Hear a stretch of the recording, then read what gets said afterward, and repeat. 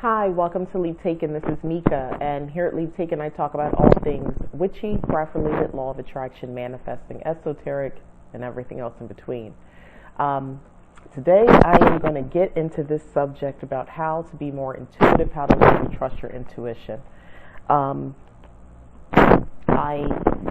got, well, first of all, I've been talking about this, and I'll have a link to something I posted at leaptaken.wordpress.com some time ago. But anyway, I relied a lot on this as well for this particular video, and basically the things I had already been talking about, because this is something that honestly I think has changed my life, becoming more intuitive and learning to trust my higher self, learning to have an appreciation and to honor my internal compass on which direction to go in life, and all of that, and just learning to understand it, exist, and to actually rely on it. So I'm going to start with a little story, and then I'll get into it.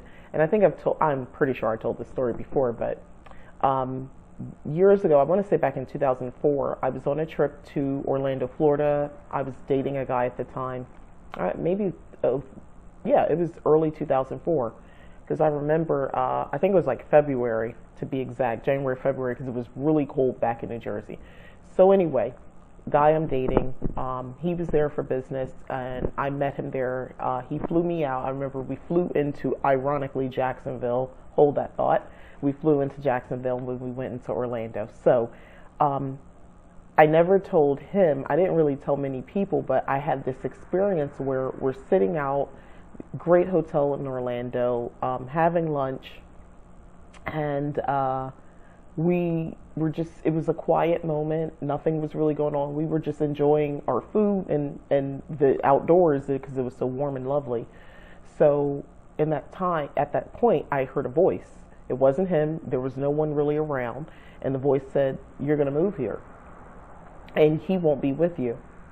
Now, that was a lot, because there was no reason for me to, what we were talking about moving there, but there was no reason for me to believe that he would not move there. Like, there wasn't like an issue, and I was denying it deep down or anything like that at that time. So anyway, fast forward, trip's over, I go back home, and for the first time in my life, I really honored that voice, and I trusted it.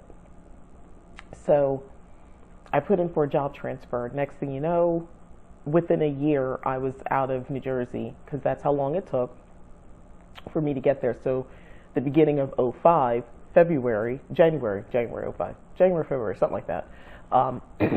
I was living in Jacksonville, Florida, because that's where, I thought it was going to be Orlando. I took it very literally, but it's like, no, you said Florida, we didn't say specific city, but Jacksonville.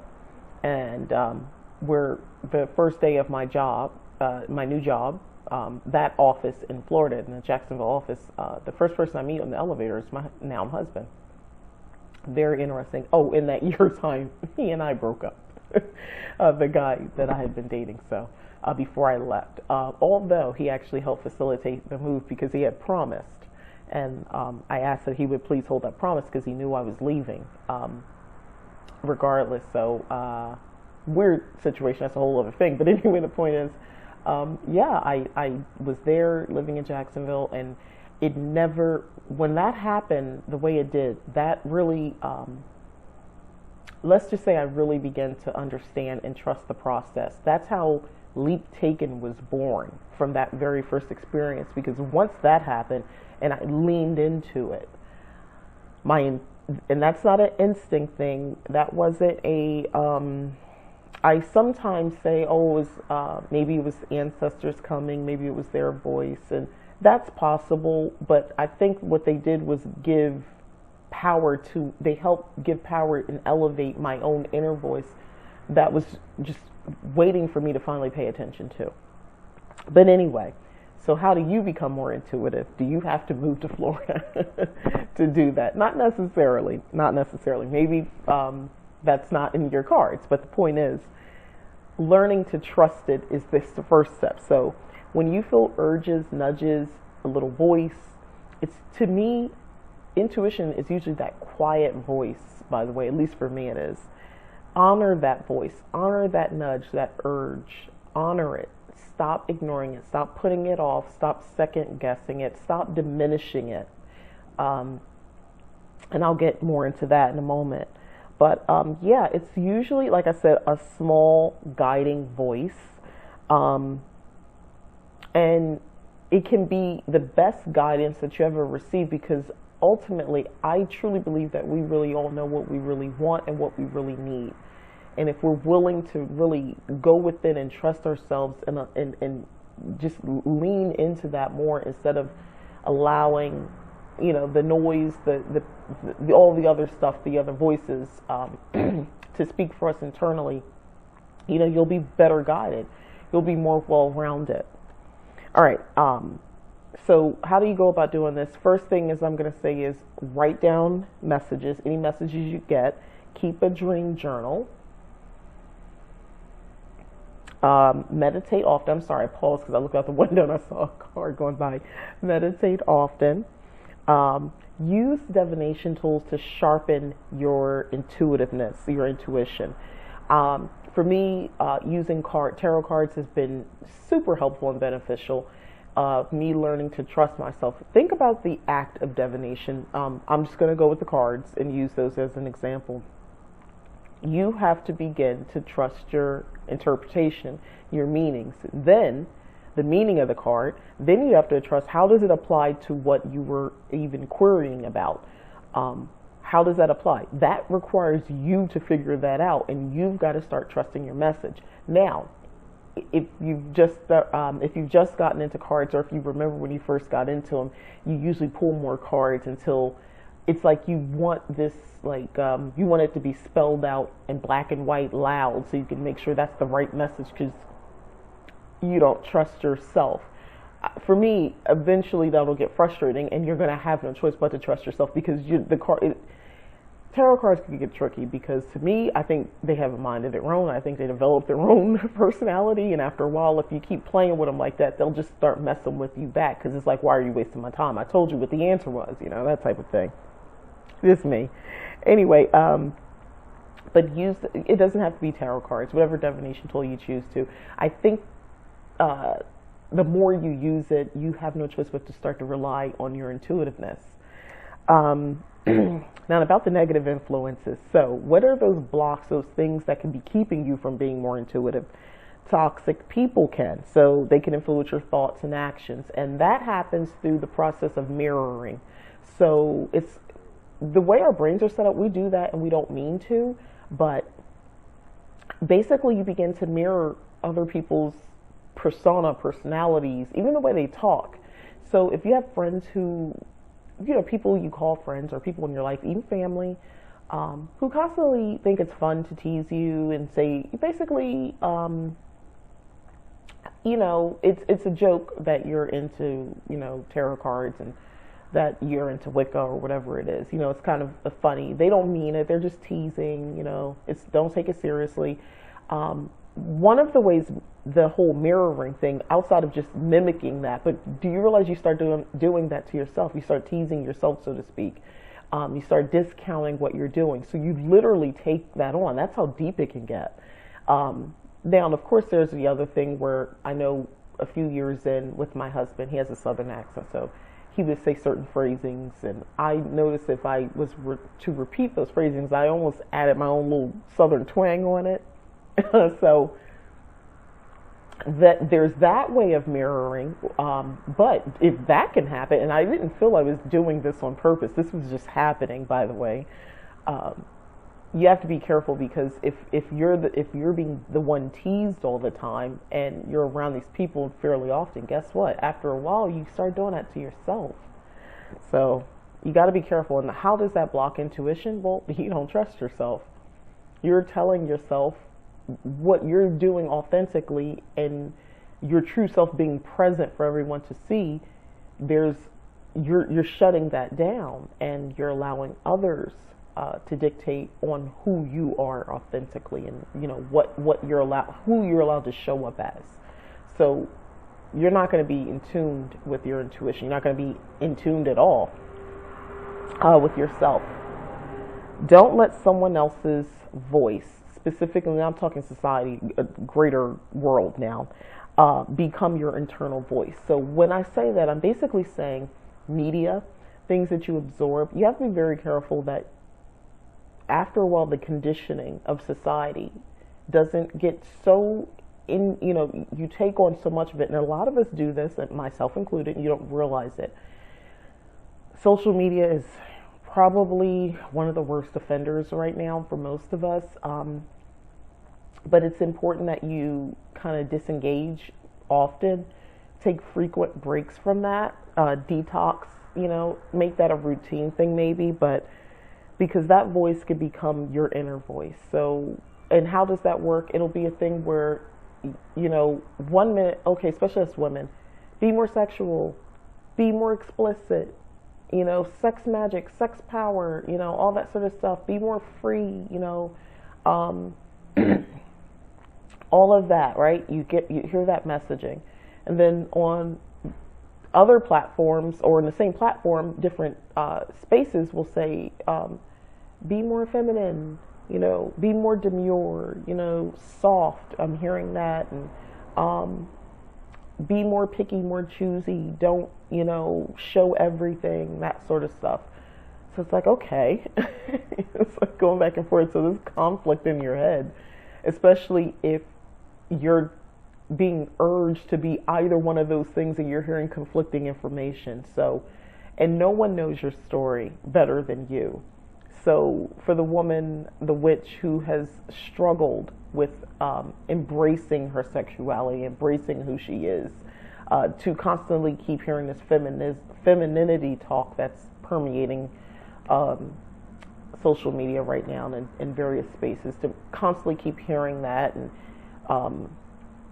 not this, I'm not against femininity, let me just be clear, but for some people they're translating that to be more conservative, more, like I said, demure, kind of a little bit more closed off, more selective. But for the woman who's being urged, the witch who's being urged to sort of live out loud, to be more sexual and to embrace that part of herself, that other voice, if you're not careful, can take control, and now you feel very confused about, you still have that urge because the intuition is strong. However, you're not honoring it and being who you are. That might have been fine for the other witch or you at a different point in your life, but where you are now, no, that doesn't work, because you're being urged to be more sexually expressive, because that's where you feel you need to be. Honor that, listen to your higher self. And this can go in reverse or about anything for that matter. Sometimes we get very, it can do a number on us, honestly, society, and taking in on what we should be, what we shouldn't be, and all that sort of stuff. So it can really block your intuitiveness. The other thing is, as far as what intuition isn't, what it is and what it isn't. So it's not quite the same as instinct. So instinct, think animalistic. Animals in the wild, they can sense, danger. So that's instinct kicking in. It's a more visceral reaction, right? So intuition, I'll put it to you like that. So if you're in a situation where your intuition would tell you to be honest, intuitively you want to honor your authentic self. So if you know something is in fact not true, you don't want to say it, because that's not being honoring. Because if you speak it, do you really believe that? Where your instinct, you might need to lie to get out of a situation. Instinct telling you, tell them you're not alone, that sort of thing. Don't let them know you're in the house by yourself. So tell them you have people here. That's instinct. That's the difference with intuition and instinct. Hopefully that makes a little sense. Intuition is not the same as being triggered by trauma either. And that's really important, because I do believe that there's a lot of confusion around that, just judging by a lot of things that I read and that I see actually on social media and definitely on YouTube. So being triggered by trauma That's a whole separate thing, right? So in another video I just did, my witchy review, I talked about a book that I was reading, and there was a scene, a sexual assault, and I said, yeah, if you're triggered by that, and it was early in the book, I said, if that's the sort of thing that triggers you, you will in fact be triggered. And I said, I guess as it turns out, I'm triggered by it too, because I had a hard time letting that scene go for most of the book. It really jarred me to read that. I feel like I'm, especially if you're an empath, you can be very sensitive to that, whether you've personally experienced a trauma or you have people in your life who you saw go through that, and it's traumatic, you know, and it's not something you want to keep reliving in a work of fiction as a source of entertainment. Whatever the lesson is, whatever the story is, it won't resonate with you because you're sort of stuck there. So that's not the same as intuition. Intuition won't lead you down that path where you're having this, I don't want to say over emotional, that minimizes, but that's the only way I can describe it. I'm not saying your emotions are wrong or not warranted, but it's not going to elicit that type of reaction, over emotion, or emotional for that matter in most cases. It usually doesn't. Usually when you don't honor your intuition is when you can become more emotional. So it's not being triggered by past traumas.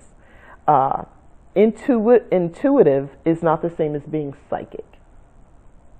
Eventually, I can understand how one could become or attain psychic abilities by a byproduct of being more intuitive. So that's possible, but it's not the same. Your conscious, you know how you say something, it was on my conscience to talk to you and tell you blah, blah, blah, blah, what's really going on. Now that my conscience is clear, I can move on. That's not the same as intuition. So your conscious, the way I just gave you those examples, is more to do with like your morals, your morality, and honesty. So intuition is more, for lack of better words, to do with your self-honesty. Not so much of, it's not the same thing. So your conscience is clear, so you can do such and such. It's not, oh, my intuition told me to do this. It's more, that was your conscience. Like, it was on your conscience to do it because you have your definition of right or wrong. That's part of your conscious, you know, that defines that. So you're a little bit more, your intuition doesn't necessarily work that way, because it could be, your conscience might not see it as right, may see it as right or wrong, but intuition doesn't, it's not right or wrong. It's more about how are you honoring self, what's right for you, you know, even if it appears to be wrong by whatever your set of moral standards are. Hopefully you got that. But anyway, so there's that. So now this book, which I had referenced in another video, in another witchy review, Intuitive Witchcraft, which I adore, by Astria Taylor. How to use intuition to elevate your craft. This book is a must-have, especially if you're kind of into this sort of stuff. Wanting to understand how to be more intuitive, because to me, I don't know, that goes hand in hand with witchcraft to me. But anyway, she had a journaling exercise on here that I wanted to, I'm going to get to in a moment, and I'll read that to you as well. I thought I would go ahead and just do it. I did the exercise, and I'll read what my answers to her journal questions. But in the book, she talks about rewilding yourself, meaning becoming more wild. Get yourself out of that box of, what you should be and what society tells you should be and what you shouldn't be doing. Start peeling that back. And her wild expressions include starting a journal, write as if no one else is ever going to read that. Get in touch with your feelings. Ask yourself what you really want. Spend time alone in silence. Meditate. By the way, spending time alone in silence and meditate, not necessarily the same thing. You're not coming in with any sort of intention. You're not trying to reach another plane of existence. You're just sitting there and being quiet.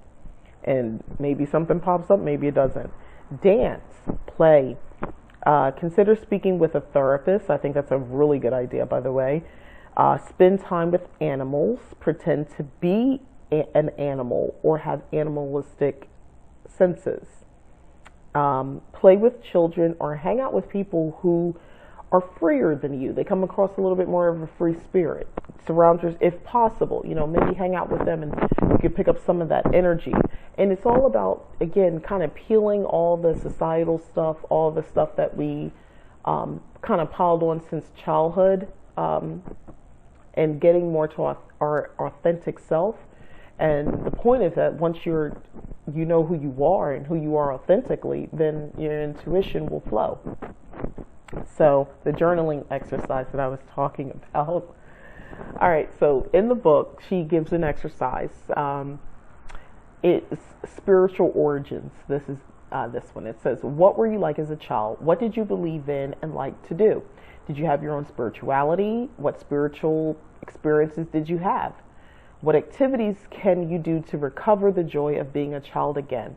Write or think about your childhood with love and compassion for your younger self. Remember what you liked and bring that back into your life. For example, if you loved the little bubbles on a sunny day, you'd better get some bubbles. When you eventually partake of this childhood activity, find the joy you had long ago. So here's what I wrote. I kind of took a couple of liberties, the questions that resonated with me. So I wrote, as a child, I was almost always asking why, which is very true. Why? It was to the point that I annoyed my mom, my family, my aunties, because no answer was ever enough. I believed in fairy tales, magic, and that things I couldn't necessarily see existed. I liked to pretend there was more beneath the surface. I would look around outside and see magic. My spirituality was Christian based. I didn't have my own. Most of my spiritual experiences were exhibited in my nightly prayers. So I had a long list of people I wanted God to bless and to protect. So I would say, God bless my mom, God bless my grandmom, God bless my dad. And I would just keep going on, like it would just be exhaustive. But I did this every night. Writing, which is make-believe, is a pure expression of my childhood. My younger self would get a kick out of my life now. The little girl I used to be would absolutely love where I've lived. Excuse me. She would really appreciate my high caliber snacking. I was really into snacking. She loved to be affectionate by giving plenty of hugs. I honor my younger self by practicing more acts of compassion and remembering to express affection. So that was my answer to her journaling exercise. Taking the time to reflect like this helps to get to the core of my belief, and it's great for eliminating any self-doubts that I have. So I thought if I was going to talk about this, it doesn't hurt to actually kind of get into it a little bit more, me personally as well, and just share that with you of how this works. And I just wrote a little bit, but it had me really thinking on just how much, the make-believe, the fairy tales and all that sort of stuff. I really love those stories, and they really did resonate with me, and how I could see the magic, meaning if the wind blew and I would see something move, I would say, I would think, what if that's actually something else? It's a spirit. And I had limited knowledge about fairies and things like that, but the things that, from stories or movies, kids stuff, I would think I would see them, right? Or just see, like, I don't know what I thought. I couldn't describe what I saw, but I thought I saw something. I just remember that when I was a little girl, having that experience. Honestly, if I'm being honest with you, that was going on in my teenage years too. But anyway, so with that being said, all right, so you tap into your inner child, or that long ago little girl, little kid, and I think it's helpful to kind of remember, because we were a little bit more freer, and we didn't second guess ourselves, and we didn't beat ourselves up over whether or not we really saw something or not. You just believe you did. There you go. Perfect for learning to trust your intuition. Learn to embrace contradiction and complexity in yourself. So, prime example of that is we're not all one thing all the time, right? So, am I a spiritual person? Yes. Am I a practicing witch? Yes. Does that mean I can't have a discourse in politics? Of course I can. Of course I can. One doesn't, I can be multiple things. I'm a wife. I'm a mother. I can be, those are two separate things, two separate roles I can be to other people. And I represent myself a certain way in each role. But I'm always a witch. I'm always a spiritual person. I'm always still a practicing witch. So what I'm trying to kind of convey here is that with all of those complexities to myself, and how I can be very traditional about some things and very liberal about others.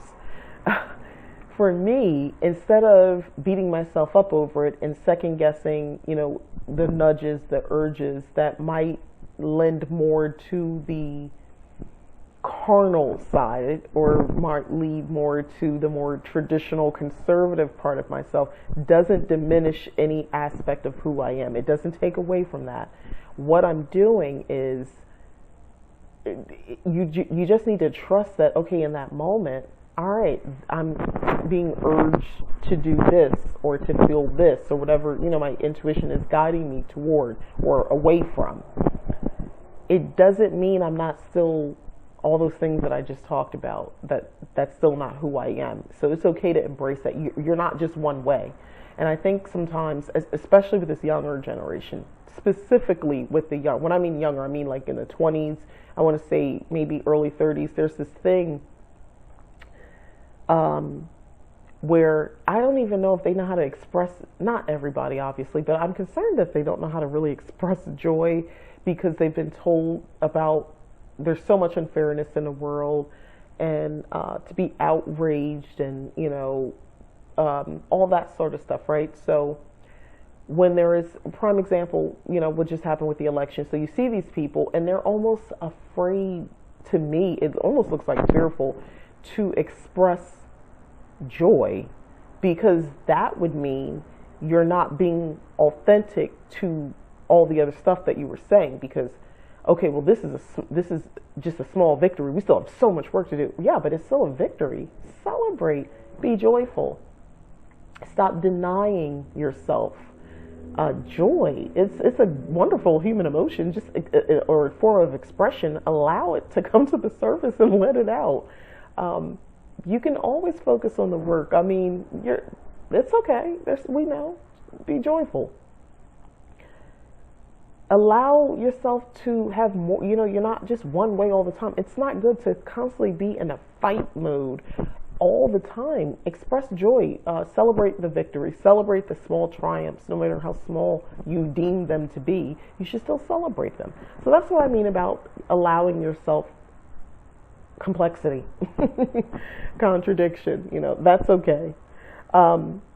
Also, understanding differences within yourself can transcend limitations, and those limitations can block your intuitiveness. So that's something else to be mindful of. So I'm going to wrap this up now with some final words. So first off, lean into trusting yourself.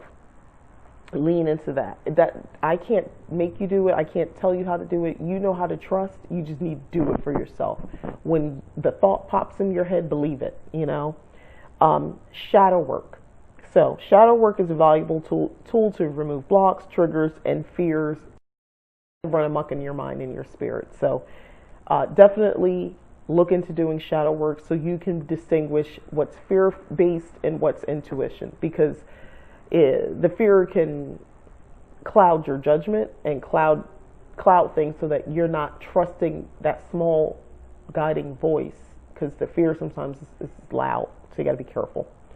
And finally, I would do a ritual to learn to accept your intuition, some sort of dedication to the path of being intuitive, an intuitive witch, or whatever, however you want to frame it. But I think a nice ritual would be nice. Take it seriously, really go all out if you can, and whatever that means to you, do it. But I think that would be a perfect way of honoring yourself, your intuition, and really, like I said, leaning into trusting it, learning to really trust your higher self.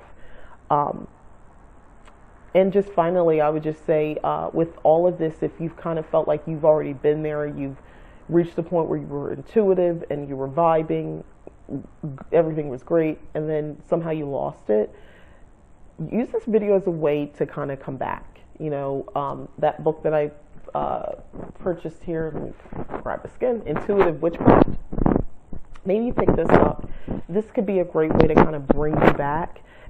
We've had a lot going on this year, so probably a lot of influence from outside, the new media, news, all that sort of stuff. So this is a perfect opportunity to maybe kind of just get back into it. We're going into the winter months. Again, I like to try to focus my magics with the wheel of the year. So this is the perfect time to sort of go within. You're about to go into the winter months. It's colder. This is great to do this type of work, to do shadow work, to do all that sort of stuff to kind of get you to that place. Because then, once you do all that work, you come into the spring, right? A little bit more rejuvenated, renewed. So it's something to think about. If you are interested in how to apply your magic to the wheel of the year, the type of magical workings that you do, this would be great.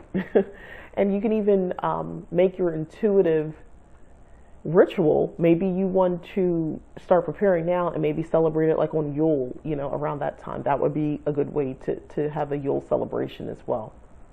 All right, so thanks again for watching. My name is Nika. This is Leap Taken. Please like, subscribe, share.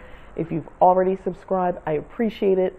Thank you very much. And again, thanks again for watching. Bye-bye.